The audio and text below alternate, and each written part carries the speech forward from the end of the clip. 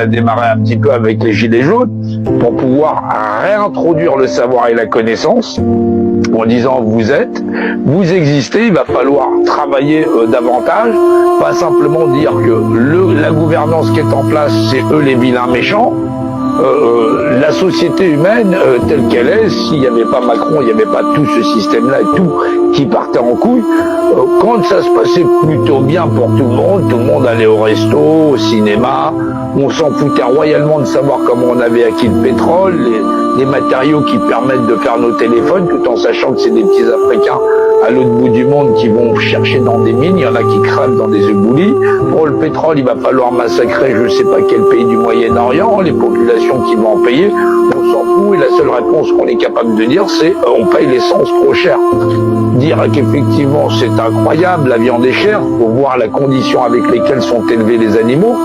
Quand on dit élevé, c'est effectivement c'est triste comme existence, un poulet abattu en 35 jours à peine, et de s'immiscer pour certains dans des combats qui sont des combats agraires, on parle du soulèvement des paysans qui, on a bien regardé depuis les 50 dernières années, n'ont pas hésité à balancer du pesticide pour pouvoir remplir le porte-monnaie.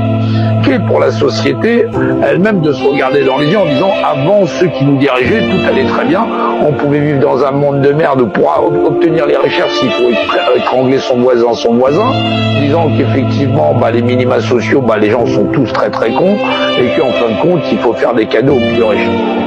La richesse des gens, elle n'est pas matérielle. La matérialité va vous permettre d'avoir de plus en plus de contacts avec les gens, de plus en plus d'interactions, peut-être d'être plus vu quelque part, mais il faut une richesse intellectuelle. C'est cette richesse qui manque aux populations. Les populations sont en nécrose, et c'est vraiment nécrosé.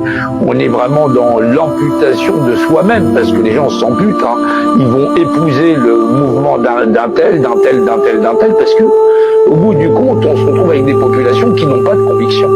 Par avoir une réflexion qui soit poussée, de la qualité. C'est pourtant facile de sortir de cette problématique, tout en étant rationnel. Il n'y a pas besoin de 200 millions, de 250 millions d'individus. 250 millions d'ignares seront toujours des ignares. C'est pas une insulte. Il y aurait quelque chose, c'est être ignare en la matière. Je suis ignare en boulangerie, par exemple. Je suis pas pâtissier, je suis pas chirurgien non plus. Donc, je suis forcément ignare dans ces matières que je n'ai pas étudiées, donc je ne me suis pas appliqué. Mais je suis sachant dans d'autres matières. Donc on est tous ignares en quelque chose, et jeter la pierre en disant je suis ignare de quelque chose. Si on est autant nombreux et autant divers dans la société d'êtres humains, c'est parce qu'effectivement nul ne saurait faire toutes choses à la fois.